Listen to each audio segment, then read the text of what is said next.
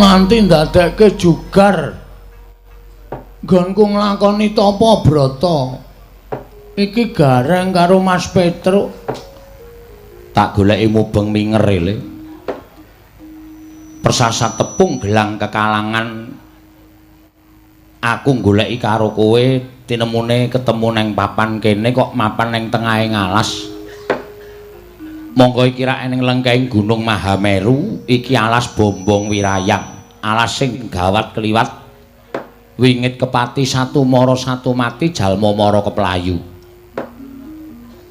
kowe lunga saka Karang Kedempel ninggal karo tanggung jawab wigatine apa kok kowe mapan ning tengahing alas kene kakangmu aku karo kakangmu Petruk nyusul karo kowe sing wigati mung kepengin ngerti apa sebabe kok kowe mapan ning tengahing alas Gong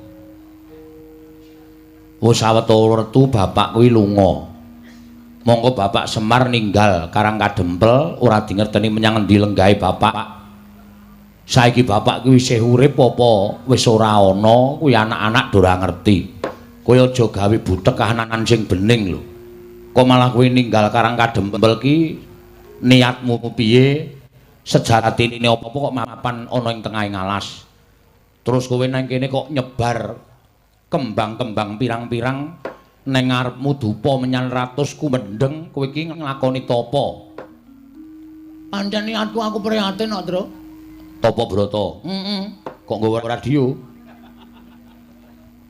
kok kowe ngerti lah iki mau lagu dayohe teko iki mau tapa ki ora entuk nggawa apa-apa terus saiki aku tak takon wong wedok burimu kae sapa tapa kok nggawa wong wedok arep nggawa apa kae abdiku sing gawene ladi nyawiske ubah rampe garu rasa mala dupa menyang ratus sing tak kongkon ora jane kowe iki ndek niat apa kok lunga saka Karang Kadempel niatmu piye monggo Karang Kadempel iki lagi peteng kok malah kowe lunga saka Karang Kadempel iki sirmu piye monggo bapak ya lunga wis kowe omong karo kakangmu Gareng karo aku nek niatku arep gawe saya peteng kanan Karang Kadempel kowe kandha wae nek kowe duwe gegayuhan liyane mergo kowe lunga saka Karang Kadempel kowe omongo aku karo Gareng kuwi kakangmu mesti bakal bantu karo kowe kowe nang kene ngopo lan karepmu piye aku tak takon karo kowe Tru aku pancen lunga saka Karang Kadempel aku kisruh gagas bapak lunga kok malah kowe ora ning omah ki rak ya kleru to mergo aku wis bunek tenan gagas Semar wis ana 3 sasi iki Semar lunga saka Karang Kadempel. Monggo kawula Karang Kadempel bareng koncatan Semar ngibarate kaya dene sapu ingkang ilang suwe pating slebar ora karo-karuan. Ora ana panutane, ora ana sing dienggo cekelan. Ha ta? Heeh. Terus aku mumet siraku aku sisan lunga saka kene. Terus nek kowe wis lunga ngene iki apa rampung perkarane? Aku nyuwun marang ngersane Gusti, aku nyuwun marang ngersane sing gawe urip nglakoni tapa iki selama saksuwene bapak ki lunga saka Karang Kadempel aku ki pengen nyuli karo bapak pengen tetep Karang Kadempel ki dadi papan sing ayem tentrem rukun ora ana apa-apa manunggal tetunggalan mula aku njaluk kekuwataning dewa supaya aku iso mbangun desa Karang Kadempel lan munggahe nata negara ing Amarta. Sik. Tanggep kowe iki nuwun sewu. Gegayamu iki keduren, kok. Gegayamu iki keduren wong ing atase sak kowe kok arep nata Karang Kadempel luwih nata negara Ngamarta. Harep tok lakoni tapa brata, kekuatanmu iki ra padha karo Bapak Semar. Kose aja ngono. Sing ngerti sisteme pembangunane Bapak Semar ki meng aku. Aku ki mbiyen nyateti bapakne mbangun Karang Kadempel. Mula sing wajib neruske ki ya aku. Kaya kowe ki pancen wonge pancen ya pinter-pinter ning nuwun sewu, SDM-mu rendah. SDM ki apa? SDM ki susu telur madu. Ngawur. SDM ki sumber daya manusia. Ha, kuwi. Ning aku ora ngerti carane. Lah terus aku nglakoni topo? Gegayamu kedurem. Gantungkan cita-citamu setinggi langit. Jika kamu jatuh akan jatuh ke dalam bintang-bintang. Sapa kuwi sing ngendika? Ora ngerti kowe SDM-mu rendah. Iya ya. Mula wong ki aja sok ngembe karo wong. Girilusi jalma tan kena kinira. Cacing kae kala mangsane iso tekan pucuk gunung. Apa meneh Bagong ki diwenehi pikiran. Mula aku duwe gegayuhan. Terus gegayuhanmu, ya kowe mau bangun Karang Kadempel. Nek upama ora kelakon, sing ngomong ora kelakon sapa? Wong ki nek ndek gegayuhan ki aja mung ditekake ana ing karep tok. Ning tekakno ing tekad, mergo tekad ki pok ing karep. Wong ki nek wis ngopo-ngopo nek wis gelem nekat, kuwi apa-apa kadang kala sok kelakon. Mula aja gagas karo awakmu kuwi. Kowe ki mung batur, kowe ki mung gedibal, aku ki mung kere, aku ki mung abdi. Ning kala ngomong so abdi kaya awake dhewe iki ya iso mbangun desa nata negara. Ngono ya, Gong. Nek ora saka arus bawah piye carane supaya pembangunan kuwi supaya apik nek ora kowe karo aku ki niat bangun desa terus. Handra ingkang puspita rum mengkere-kere dadak suluk. Yes, Ben. Kasilring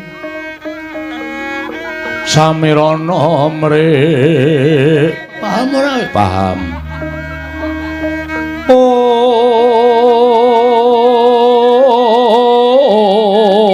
mula tak rewang ngene iki niatku apik, Tru. Heeh.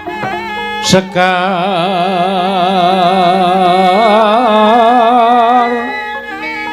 kadung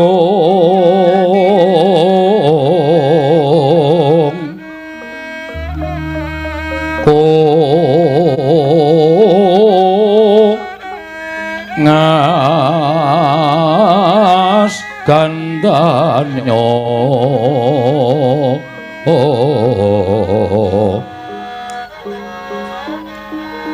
ing maweh raras renaning driya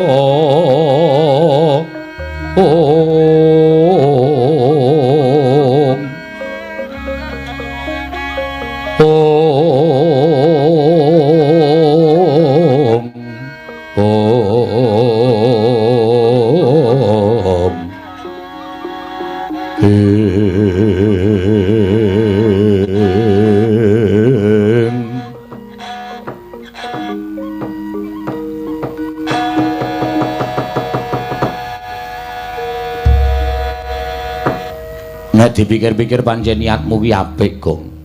Ning nuwun sewu, iki Karang Kadempel ki ana masalah. Masalahe bapak lunga saka Karang Kadempel. Mongko ora ana baban sing mengondo ingkang sumendhe, banon sing tinumpuk, ora ana kawula Karang Kadempel sing dipamiti karo bapak. Heeh. Lah kok kowe malah lunga. Kuwi rak saya kapadha karo kowe ngringkihke karo kahanan Karang Kadempel to. Aku ora wis ngomong to, Reng. Lungaku ki ora nuruti karo pribadiku dhewe ya ora. Aku ki ora seneng-seneng. Aku ki ora ropian-ropian. Ning aku ki niat mrehatenke kahanan Karang Kadempel. Terus sirmu piye? Sing tok gayuh apa? Pokoke aku arep nyuwun idi palilaing para Jawata, nggonku bakal mbangun desa nata negara. Oh, ngono. Heeh. Lah mbok munggah ana ing kayangan. Nek ngerti dalane wingi-wingi aku munggah. Nang aku ki ora ngerti dalane iki liwat endi. Jare kudu menek Ondorante. Heeh, nek munggah kayangan ki munggah Ondorante mengko tekan repat kepanasan. Terus nang kono ana gepura gedhe ditunggu karo Cingkarabala Balapata. Lah ning kono kuwi kowe iki diteter entuk sowan ngersaning Sang Hyang Giripati apa ora?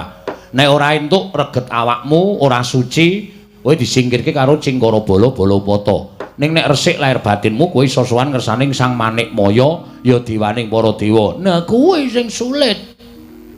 Mula aku kangelan nek kudu menek Ondorante. Heeh. Nang repat kepanasan terus ketemu karo Cing ciripit cingkara bala-bala upata. Cingkara bala-bala upata kuwi nek aku ora resik ora suci diuncalake tiba meneh ning jagat. Ha iya. Bola-bali ngono kuwi rak kesuwen. Mula niatku pancen arep gawe geger kayangan Suralaya. Seranane aku nglakoni tapa? Wah. Ngono ya. Jarene wong tuwa supaya kahanan kayangan geger iki kudu nyate iwak gagak. Terus sing geger udu kayangan ngendi? Demit-demit. Bubar ora karu-karuan, Tru. Wong kowe iki ora ngerti carane tapa, dadak nglakoni tapa. Ngene wae Le. Nek miturut aku saiki mulih. Ya tak derekke mulih, terus ayo nata bareng-bareng desa, nata negara bareng karo aku bareng karo Petruk. Nek kowe mulih mengko terus digoleki di dom nyambut gawene. Aku karo Petruk nunggu Karang Kadempel, kowe goleki bapak utawa sewalike kowe nunggu Karang Kadempel, aku karo Petruk goleki bapak. Lah arep goleki wene nandi, Reng? Semar kaya arep gedene semono kan nek muni minggat lunga karo wong tuwa kok. Nek muni lunga le ndelik primpene ra jamak-jamak. Angel Semar kaya golek-golekane. Ngono ya. Ambles engko bapak baline piye? Ngene wae, bapak bali ya syukur ora warisane didum wong telu. Kok iso ngono lho pikiramu? Lho, kudu ngono, Tru. Wong iki alure nendi? Parane nendi? Semar ki wis tuwa. Heeh. Monggo lunga ora omong-omong. Ya nek ora ana apa-apa, nek keson Jambaya ning dalan. Lho. Nek ana apa-apa ning dalan, Semar cilik roro gedhe tekaning pati. Nek nganti ora tinggal wasiat apa-apa, kowe karo aku engko do gelut rebutan warisan. Mula sing adil wae, aku gelem mulih ning ya ngono kuwi. Gah, kuwi jenengane ngame-ame patine wong tuwa. Ngono kuwi dosa kok. Ora apik, tapamu ora ketrima. Nek ora gelem ya wis, kowe mulya kono, ora usah melu-melu karo aku. Lah terus kowe iki arep ngopo? Wis ta. Engko ora tekan esuk. Tekan esuk piye tegese? Iki aku ya rung dong arep teruse kepiye iki ya ora ngerti. Ha sebabe wah jan iki nek do njaluk lakon do awur-awuran iki. Heeh. Do awur-awuran tenan ya. Heeh, aku marahi terus pun pening kepalaku. Santai wae. Sing baku pokoke kowe karo aku rasah wedi. Nek kowe arep niat nggawa aku bali aku ora marep mulih. Nek kowe tetep melu nang kene, ayo bebarengan nyuwun marang panguwasaning dewa. Dewa ben menehi kanugrahan tumrap awake dhewe iso nata negara, nata desa Karang Kadempel. Engko nek dewa nesu, aku sing tandingi. Gong, ora clemongan. Dewa ki ngerti lho. Kowe batin kowe dewa ki ngerti. Nek nganti kemecap, nek nganti tekan kene tenan, nek nganti ana apa-apa, terus dewa nesu tenan karo kowe piye? Wis ta, aku tapa ngene iki wis tak ikhlaske patiku. Dadi aku mati wis ora wedi. Nek dewa tekan kene aku nyuwun pangestu mbangun desa nata negara, ora dikeparengake, ora nyawang wis sapa? Aku sing tanggung jawab. Piye, Reng? Hasmi manut, mulih apa nang kene? Nek mulih mesake Bagong. Nek nang kene awake dhewe kesempyoke ngaradan wong Bagong iki wis nekat ngono kuwi. Wis, Bagong iki nek muni ndek karep wis ora bakal nyawang sapa wae. Waton karepe iki bener, mesti sapa-sapa diwaneni truk. Lah iya. Aku ya kuwatir. Nek eneng apa-apa piye, Gong? Ngene wae kowe rasa do melu-melu to? Kowe iki tengok nang mburiku kene, engko nek eneng dewa teko tekan kene, aku sing tanggung jawab. Kowe ora rasa jumangkake suku, ngrembyahake asta. Cukup aku dhewe sing temandang karya. Mati urip tak sandangi. Ngene iki nggonku arep mbelani kawula sak Karang Kadempel supaya urip becik, rukun, ayem lan aku iso mbangun desa nata negara, Rek. Ayo. Ayo gek disuluki. Oh iya. Sikra-sikra yen permana kanca. Sikra Raden Nawang sesangka.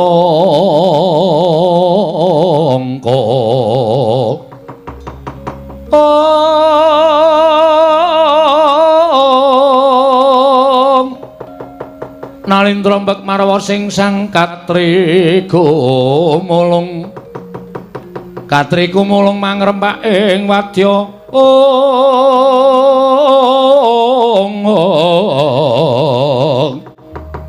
Purtokura reka kiri-kiri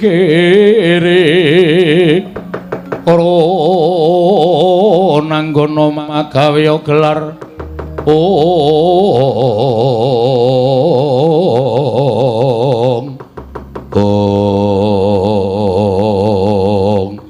dereng ngantos paripurna sami mbawacana kasaru nalika semanten ndara dasih karantamaning penggalih iki Lurah Bagong ngraosi para Jawata ingkang honyang Madyapada nenggih utusan Sang Hyang Jagat Giri Pratingkah Dewa ing sithik pangudal-udal Sang Hyang Pikula Narada miwah Sang Hyang Pukulun Bathara Indra tumiyup saking dirgantara merpekung yaning Sang Hyang para Panakawan.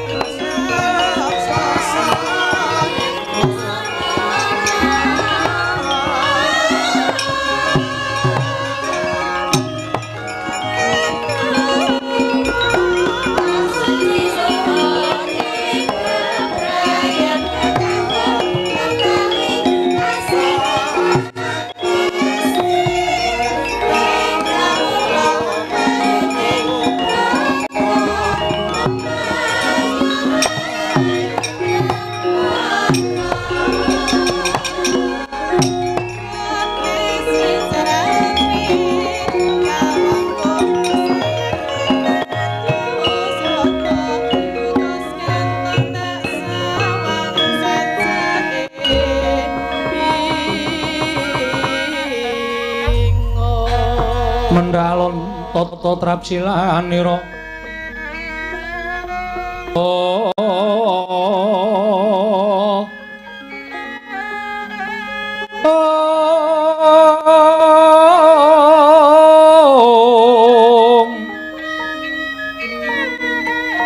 yen ngandika magawe Branta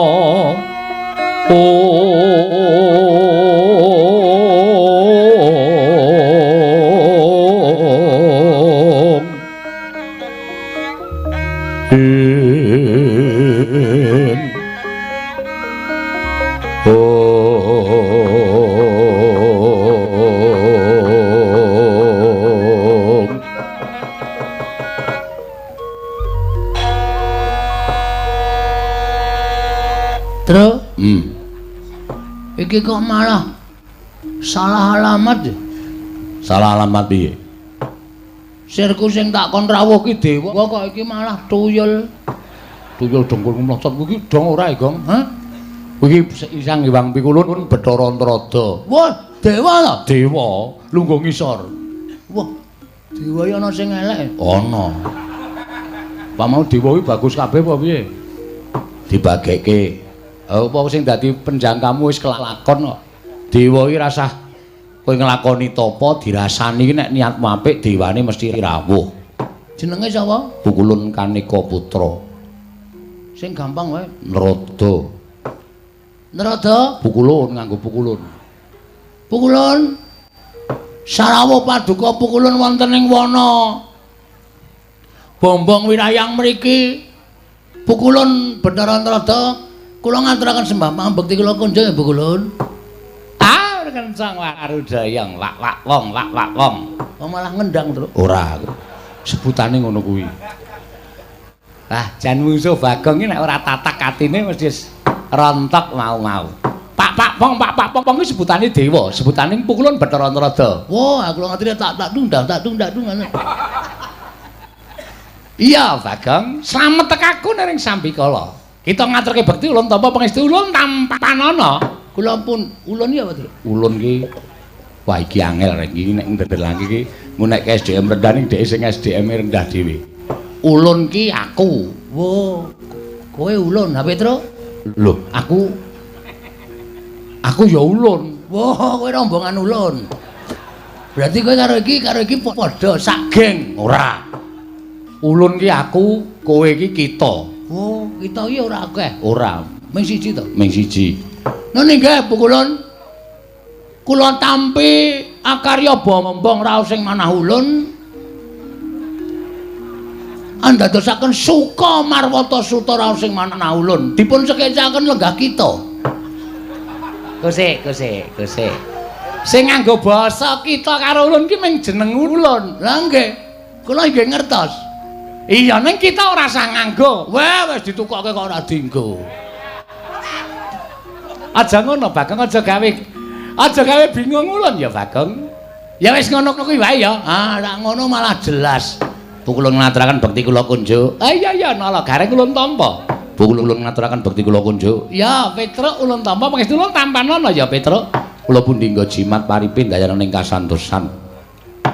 Wonten menapa kita rawuh wonten ing ngarsa ulun, Pukulun? Ben mengke wae ngono. Aku cah cerdas e. Ah iya. Bener to? Bener wis. Pukulun nglanturi prasaja kalian panjenengan ulun. Indra piye iki? Iya lali Bathara Indra. Bagong piye? Kula ngaturaken bekti kula kunjuk Bathara Indra. Iya, ulun tampa. Pangestu ulun tampanana. Wah, nggih. Wah, mesake sampean sakniki dhewe we. Lho, dhewe piye? Saplose dono kalih kasino mati niku. Indra pun mboten main film. Sabar lho, Ndra, sabar. Bagong iki pancen bocahe kaya ngene iki. Nek ora tatak tanggo-tanggon atimu, mungsuh Bagong iki ketekuk-tekuk kowe engko. Iya, Bagong aku ijen. Oh, nggih.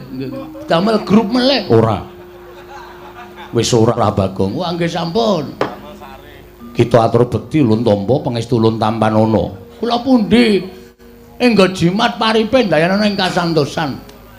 Wonten wigatos menapa Pukulun Bathara Antarada panjenengan kita Pukulun rawuh wonten ing wana mrepeki anggen kula nglakoni tapa brata semedi maladining. Ha iki ngene Bagong. Nggih pripun? Prapta ulun kuwi ora saka pikajengan utawa saka karsa ulun pribadi kuwi ora. Nanging ulun iki diutus dening Sang Hyang Jagat Giri Pratingkah supaya mrepeki lawan jeneng kita. Sinten niku Sang Hyang Jagat Giri Pratingkah? Bathara Guru. Hah? Bathara Guru.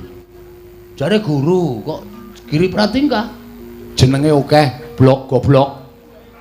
Jenenge pirang-pirang Sang Hyang Jagat Giri Pratingkah, ya Sang Catur Boja, ya Manik Maya, ya Jati Murti, ya Purwakanda lan sak piturute kuwi jenenge akeh.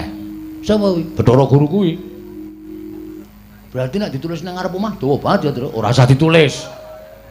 Kae lho ana tulisan lurah titik-titik ngono kan nek Bathara Guru kan dawa banget. Wis to, gek dibageke tak keplak mutar kuwi. Kuwi iki dewa tok sepelekke. Dewa cilik ming semono. Wah, aja sembrono. Dadi Prapta ulun iki diutus Sang Hyang Bathara Guru. Wow, berarti sampean asisten guru. Ya wis sakarep kita nggih kita omong. Ngene ya Bagong. Pripun? Ulun jarwani ya. Saploke kita nglakoni tapa ana ing telenging wana iki, ngerti ya? Yen to kayangan kuwi ora tentrem. Lho. Sebabe kaperbawan kelawan jeneng kita nggone nglakoni tapa brata ning telenging wana warsa. Wekasan kayangan dadake gara-gara. Gara-gara ing tumanduk ning kayangan wekasan dadake para dewa, para dewi padha nungsang puyang gudel bingung. laku jantrane merga ora kuat nampa hawa panas ingkang timbul saka nggon kita laku Tapa Brata. Mula tumuli Sanghyang Jagat Giri Prating kautusan karo panjenengan kula tedhak ana ing Madyapada merpeki kelawan jeneng kita kula Bagong.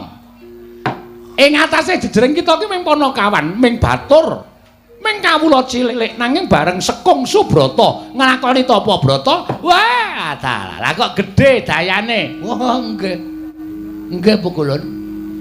Lajeng keparengipun Pukulun Bathara Guru utusan kalih Pukulun Bathara Antarada rawuh wonten ing wana keparengipun Bathara Guru kados pundi? Iki ngene, kita didhawuhi supaya leren nggone tapa. Aja nglakoni tapa. Ana ing lengkeng gunung Mahameru iki lan ana ing tengahing wana Bombong Wirayang. Dawing Hyang Pukulun Bathara Guru, kita kinen bali marang Karang Kadempel. Kita kinen bali marang Karang Kadempel. Kula, iya. Saniki, dina iki uga kita kudu bali nang Karang Kadempel.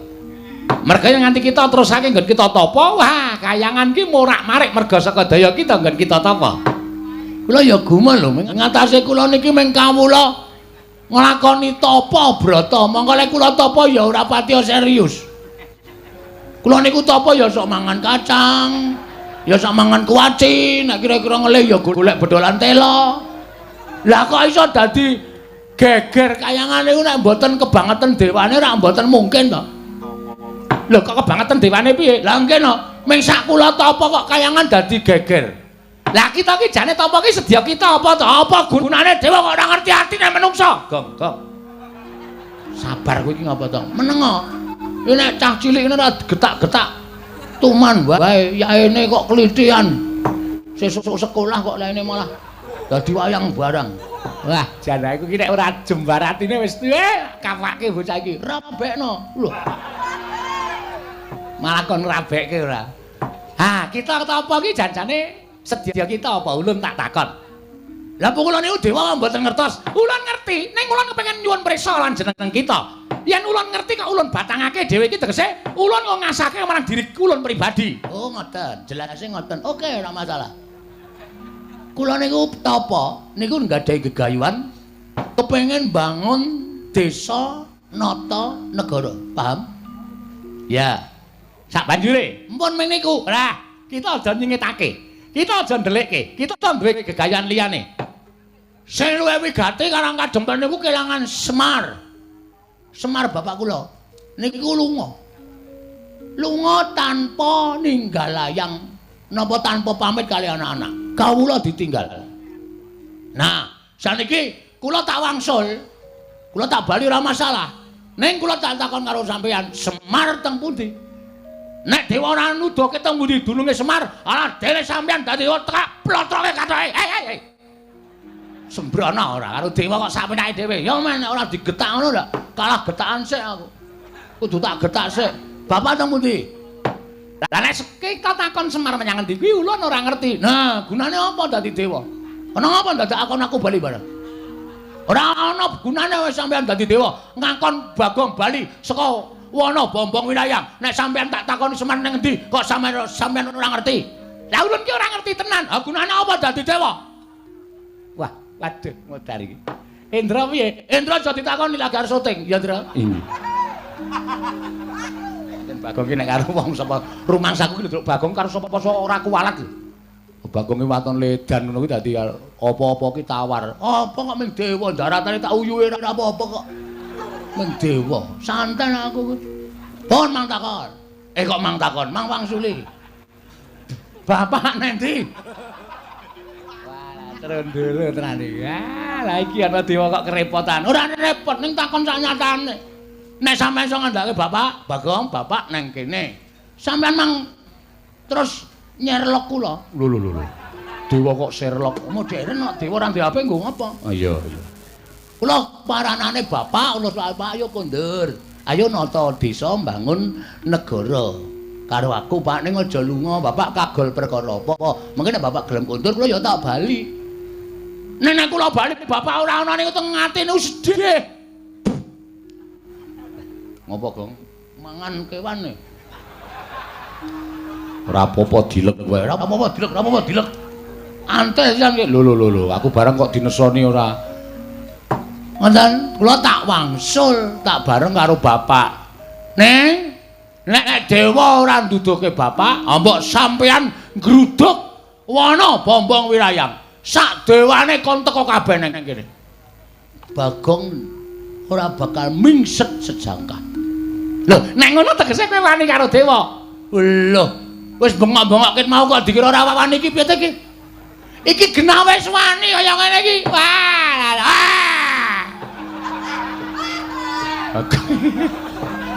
Wong cetha ditandang omah Papak-papong ngono kowe. Papu bang. Awakku mun kaya dadi ora kuwalat ngono lho. Cilaka tenan nek carane kaya ngene iki, Jan. Ha iki terus aku lek goleki bapakmu nendi? Ha bapak diatur kondur sik teng Karang Kadempel. Nek bapak mboten kondur teng Karang Kadempel, yakin kula ora bakal bali.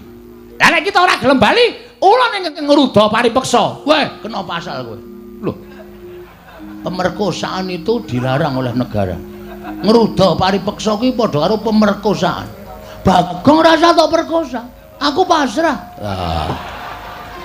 Padha wae ora kok malah aku pasrah ora. Ngono.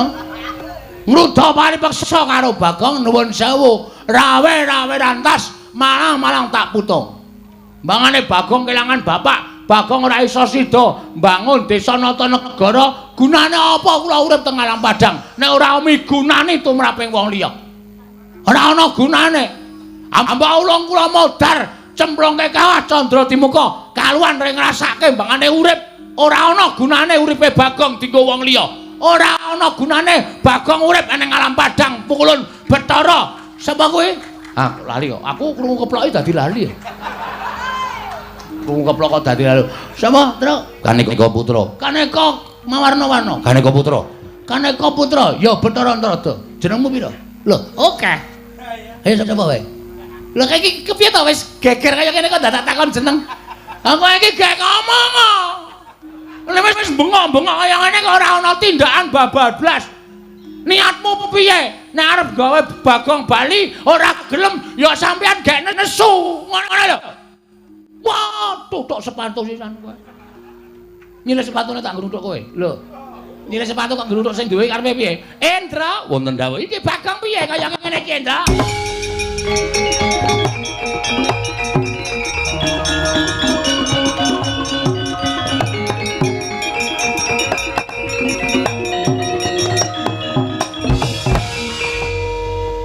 Menungso ora tatanan panus maring jajaran sekretaning bawane iblis lan Bagong. Nun. Kowe ngerti? Iwang Pikul Narada kuwi sapa? Maksude? Iwang Pikul Narada kuwi sembaning para dewa. Kami tuwaning dewa. Oh, Modin. Udu. Kami tuwaning dewa kuwi dewa sing sepuh dhewe.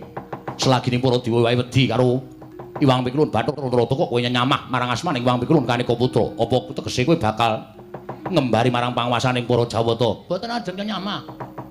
Ning nuwun sewu, kabeh niku kudu ming sak traju. Nek akon wong mule kula dikon bali niku gampang. Kula bakale bali, ning kula ya iso ngaturke syarat. Kula ya dikeparengake ngaturke syarat. Syarate waton dewa iso nemokke Bapak Semar, kula tak mule. Yakin kula ora arep wani karo dewa. Nek Bapak Semar ora ketemu, anggen nyuwun ngapunten kula ya ora gelem bali. Yen kowe ora gelem bali kowe wani karo dewa. Nuwun sewu apa dewa ki ora entuk diwaneni ha. Apa dewa ki ora entuk diwaneni? Dewa ya menungsa lho, Mas. Dewa ki mung ora kedunungan pati ning iso ngrasake lara, isih iso mangan, isih iso ngombe. Dewa ki dadi kapercayaning sing gawe urip nggo niti priksa marang mobah musik para titah. Aja dianggep dewa ki dhuwur dhewe derajate terus menang idak-idak wong cilik kaya Bagong ngene iki. Wah, aku kok merinding to. Lambene turah kuwi aku yo tap-tapan terus. Ngono. Do mundur ora wani, ora usah do melu-melu. Lah, kowe nanti aku ora arep lunga. Iki bungkusanku. Arep do dibuka enake iki nggo sangu topo ae. Topo kok nggo panganan ana molen barang. Ngelih ora. Ora dipangan lho, ora. Ayo teruske. Lho. Iki rumangsaku aku malah bingung musuh Bagong. Pancen tak gawe bingung. Terus karep sampean pripun? Yen ngono kuwi ora gelem bali. Mboten.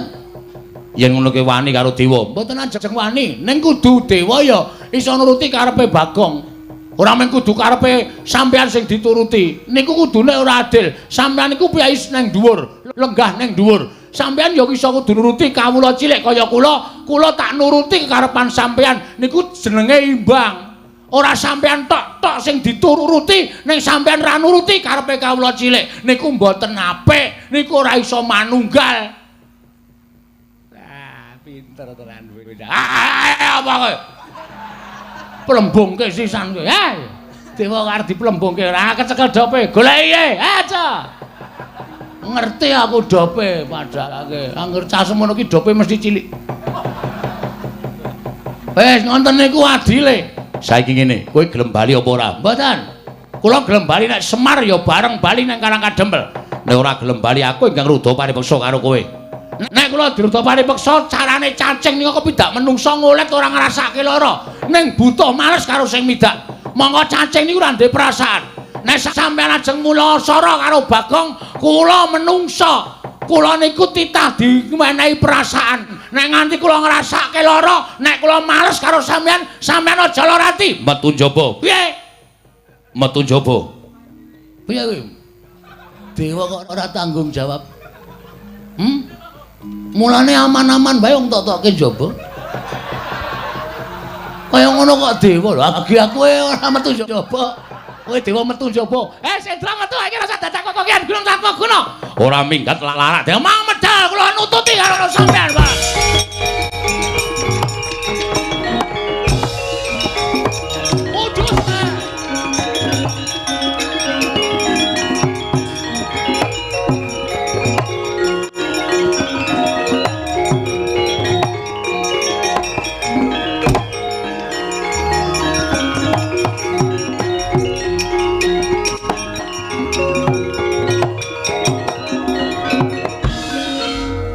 Kocok.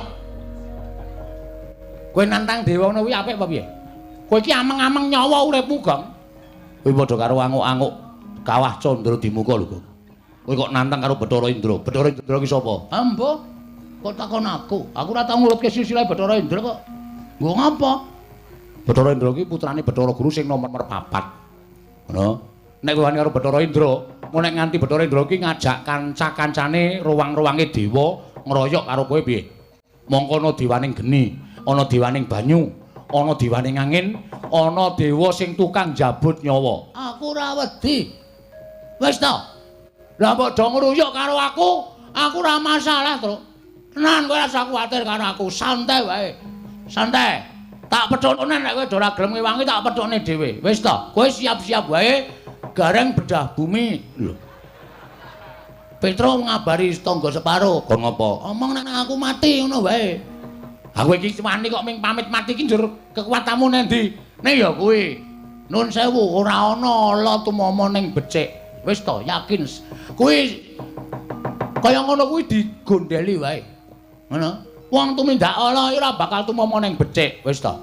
Dadi aku tumindak kaya ngene iki aku mbelani karo bapak, aku mbelani karo kawula Karangkadempel, mbelani karo kawula negara Ngamarta sing kepengin tak tata lan kepengin tak bangun. Mula tak anggap niatku ki apik. Nek dewa mudhun ngagro-agro kekarepane Bagong ki padha karo dewane sing arep ngisruh karo aku. Lah saiki mung kari gumantung lehmu nintingi sing bener sapa, sing luput sapa. Kowe saiki wong tuwa iso milahke. Nek sing tok arani bener aku ora usah kuwatir, bener ki ora bakal kalah. Ya sakarepmu ning aku ora ngewangi. Aku ora butuh tok ewangi kok. Kowe iki ora ndek kekuatan kok. Wis tanganmu teko, sikilmu becik, matamu kira, matamu kuwi. Nek kakane kok matane kira ora. Ora, kowe iki ngewangi lho ora ana apa jenenge iki, apa undakane apa-apa. Lah nek Petro kuwi ngewangi karo ora iki aku rumangsa ana kekurangane. Kowe ngewangi ra, Tru? Aku wedi karo dewa kok. Hah? Kowe aku wedi karo dewa. Alah dene le gagah. Wani ngeplaki sirahe bojone. Nek karo wong padha-padha lanang kok ora rawani. Kok ngono kok. Walah. Ana tuku daster kono. Gek rok-rokan wae ngono. Karo dewa kok ora wani. Kowe wani apa, Kong? Sing tak wedeni apane? Terus iki piye? Tak wethuke, ora usah kuwatir. Kowe do ngaso kono. Ya. Ngaso ya? Ya. Engko nek kowe mati, Aku gotong nggo bali. oh ya. Ngono wae pakaryanmu. Nek aku menang kowe melu gleleng. Oh ya. Penak ta? Heeh. Ora rekoso tur kepenak lemu tumandang. Ya. Kono gareng mulih kono. Nek kowe mati, Wis ora usah mikir aku mati. Wis to, ora nek mati. Aku nek mati yakin wis to, wis ora usah kuwatir. Ora tekan 40 lemu nylameti. mergane Pitung dinane kowe wis nusul aku, Reng. dengkulmu mlocot. Ngedeg-degi senengane. Wah, tratap aku ora. Ya sing ati-ati ya, Kong. Wis ora usah kuwatir, pethoke dewa-dewane terus. Ya.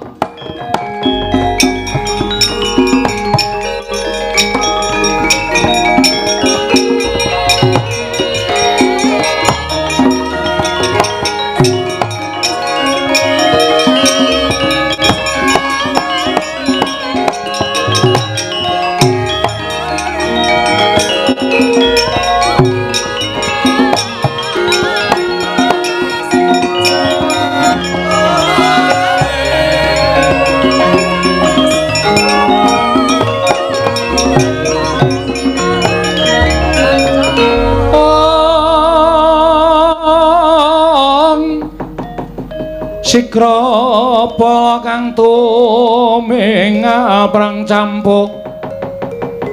campuk samya madali ler kadet wileting kota danyangkung mangunjang niti benjang sangaji micil latinya ngedali wuwus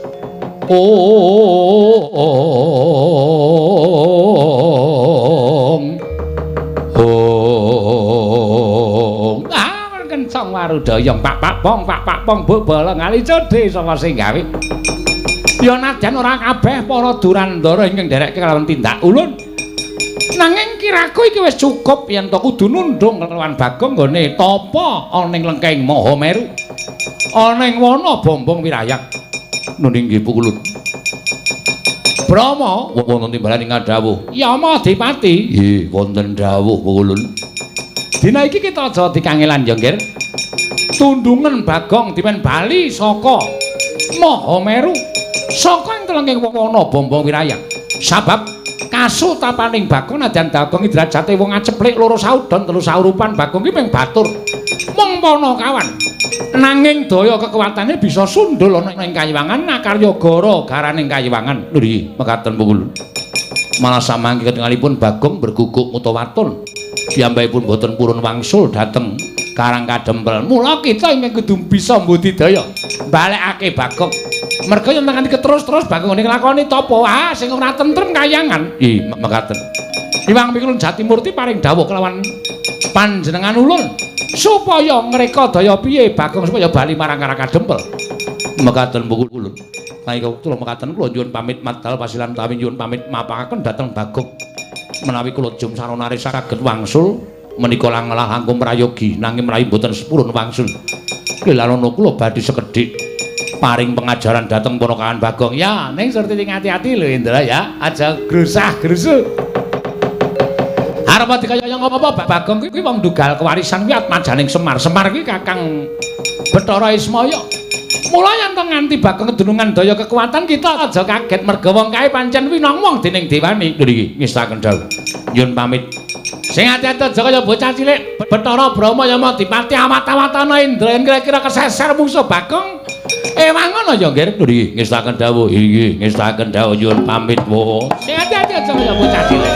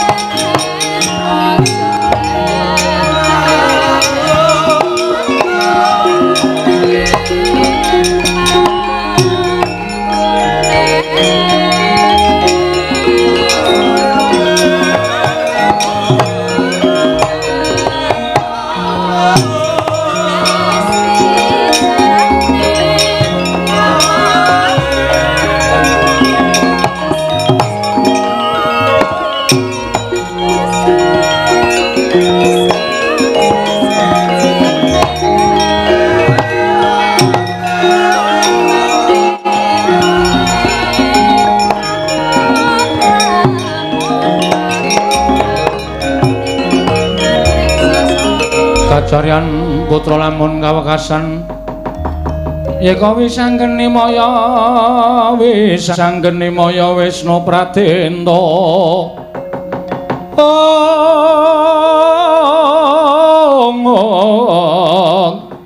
wisanggeni maya Wisnu Pratenta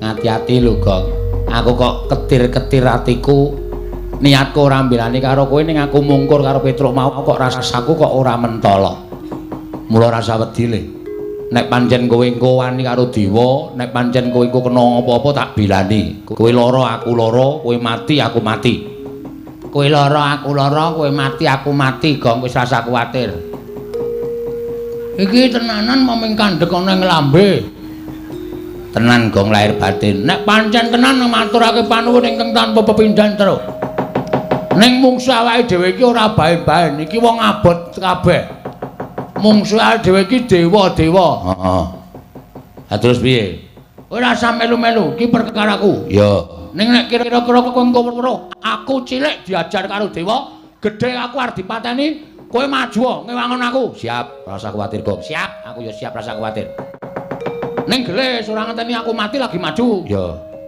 aku kira-kira arep dipateni kowe langsung maju. Siap, ora usah kuwatir. Tak pethoke sik, jake rembukan apik-apik. Nek ora iso jare rembukan apik-apik, tak ajare para dewa. Nek aku kalah kowe ngewangi. Ora usah kuwatir, Go. Aduh, tak ceraki cerak tak doi. Piye maksudnya ku? Maksudnya piye ku? Aku adoh, tak ceraki. Nek cerak, tak doi. Terus lare mbelani kapan? Heeh. Nek mbelani ra sanggo kata-kata sing bingungke. Kuwi kata-kata sing ora ketemu ngakeh kaya ngono kuwi. Cerak tak doi, adoh tak ceraki. Kalimat kaya ngono kuwi dihilangkan. Bagong tak wangi ngono wae. Ora do paham artine kaya ngono kuwi. Oh iya. Sadar ora? Iya. Gareng nggawa gaman kowe awakmu cilik. Tangane cekor sikile becik. Nek kira-kira aku kena apa-apa maju, wis ora usah kuwatir. Kowe karo aku iki pinter aku nek gelut timbangane kowe. Mula nek aku gelem wae karo kowe, ora usah kuwatir, Go. Sapa wae sing maju arep miloro karo kowe, aku sing nandangi. Siap. Wong telu manunggal dadi siji ya, Truk. Heeh, pokoke.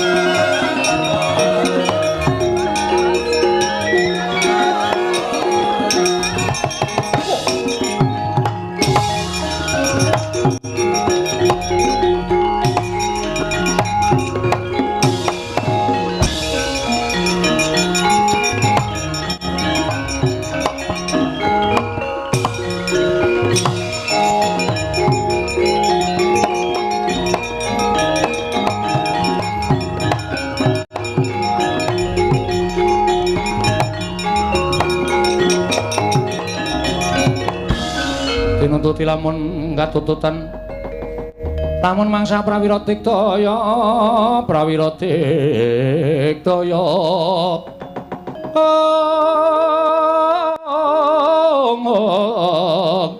ora ngono magawe gelari rawang wow juk-juk langsung loro Truk mungsuhe loro Truk rene Truk ya ora usah kuwatir pokoke nek kono telu adhiya telu kono loro adhiya loro ngono kowe sing mburi ya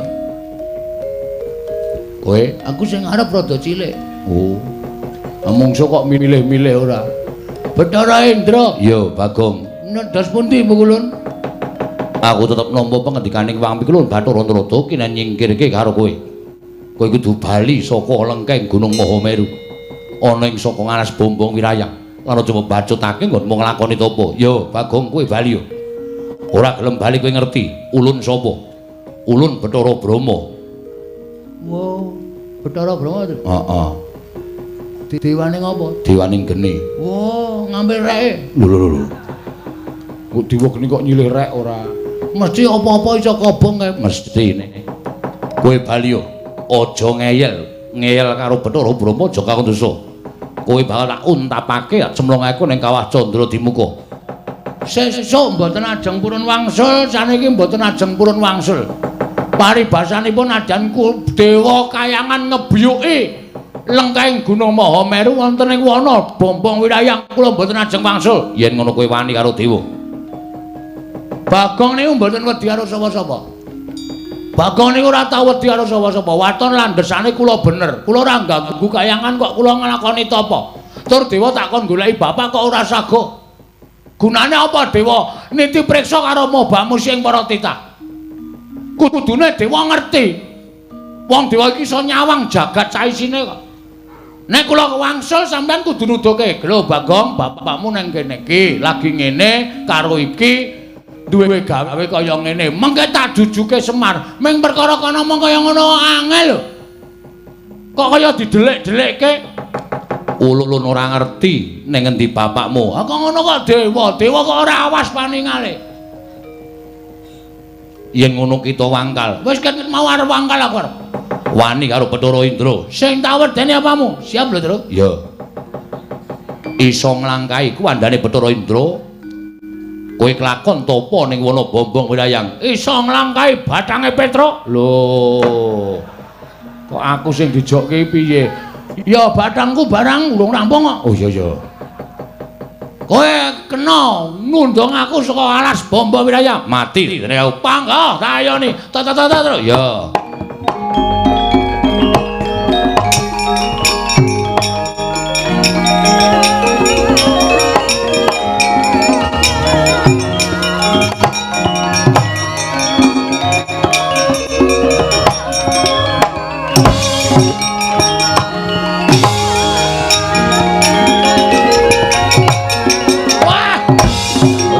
Ayo.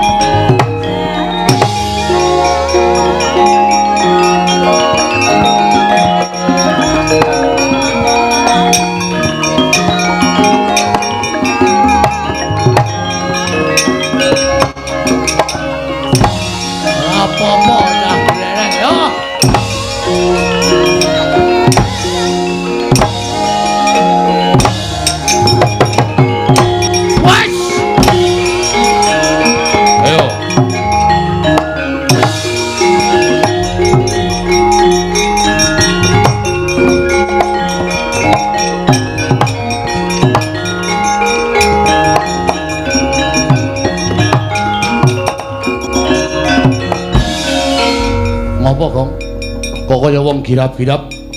Asem kok dewa iki ampuh tenane. Ampuh piye? Ngantem aku dies mumet aku. Jambak rambutku diantem raiku diel. Kontal aku ora masalah. Bathuk menyonyo ngono kok. Ha iya ditonyo Bathara Indra. Kedua aku ya dicandak sirahe jebleske lemah diek tak ampet ora apa-apa. Sing ketiga aku wis kulino diantem Bathara Indra. Heeh. Diantem nggon bathuk tuwok ngono aku mecicil. Ora apa-apa. Candak siraku jebleske diantem meneh aku ora apa-apa. Ana kesempatan, Tru. Tak candak tangane setak dunke sit. Lah kok ngantem wis kaya tenagaku atoke kabeh. Bathara Indra gletak jengkulmu atos. Lah piye? Ora kena. Lho. Ora kena. Kayane kena, ning ora kena. Kuwi jenenge Aji Lembu Sekilan. Ketoke kena ning kurang sekilan. Dewa iki do goblok lho. Aku duwe aji lembur sekilan kowe tak guang kok, Truk. Mergane, wah, kowe nek duwe mesti geton kowe. Kayane kena ning kurang sekilan. Geton aku. Tak buang kok ya isih do dinggo. Lho, gunane ngono kuwi saiki delokon. Kowe ngantem ora kena to. Wah, iki mati tenan awake dhewe, Truk. Ha iya, dewa wis tak omongi ampuh kok kowe ngeyel. Ning mesti ana kelemane, ana pengapesane. Aku yakin saampuh-ampuhe wong mesti ana pengapesane. Saapes-apese wong ning kadang kala mesti duwe kekuatan sing ngedapi-dapi. Terus, mbok kowe omong. Nek wis tau domongi bapakku dikandani, kekuatan kelemane dewa iki ndi? Nek jarene bapak lho, jarene bapak biyen jaman suwe banget aku tau dikandani. Nek kowe mungsuh wong utawa sing derajate dhuwur, kuwi aja ngungkuli karo derajate wong mau. Tegese kowe nggonono lekmu dadi kawula. Kowe mungsuh dewa, dewa kuwi papane ning kayangan, Gong. Nek nganti kowe ngantem dewa kok nggon dodo apa nggon rai, ora kena. Mergo pancen wis mesti derajatmu ki sak ngisore dewa. Terus jarene bapak nek mungsuh wong sing didaya kaya ngono kuwi ling ngantem dodo medun. Kene ngene. Meteng mesti kena. Kene mesti kena. Entuk wong kuwi ngisor dodo kok. Wah, mati kowe. Wis ngantem sak tutuk-tutukmu centek ora candha tak sleramu mules aja tundang bangkong lekane.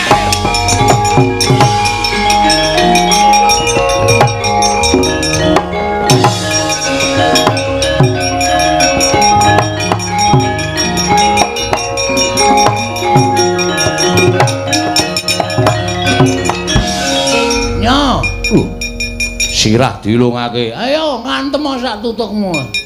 Ayo wis. Persiapan mlebu ICU engko. Lho kok malah sumbar wae ayo ngantem. Mati dari aku nyoti bakno pecah siramu. Ayo guys aja omong kowe. Ayo mburi. Mati. Mile gantine dodo apa? Nyo. Lho ora apa-apa ki padake aku ya anak dewa. Kowe mau ngantem aku ora kena. Saiki nek nganti ora kena, aja dundang Bagong. Apa kira-kira iso ngantem dewa? Kon ngantem tenan. Iso kira-kira ngantem dewa. Kon ngantem tenan. Antemen iki mergane patimu. Waduh mati dia. Apa kowe model?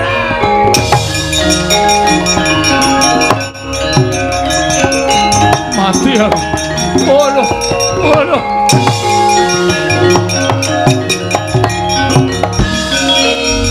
Gong sukses. Jos wis. Pantem nganti suarane mapuk. Langsung wetenge dicekel mules kae. Oh to. Pantem nggon apa? Nggon saklar dengkulmu ora. Sono Bathara Indra le mlaku ngobeng kae ngoten. Ayo sambat kowe. Amos Rata Jamrata imbang yen Pancabadaya. Candhak kowe kancamu.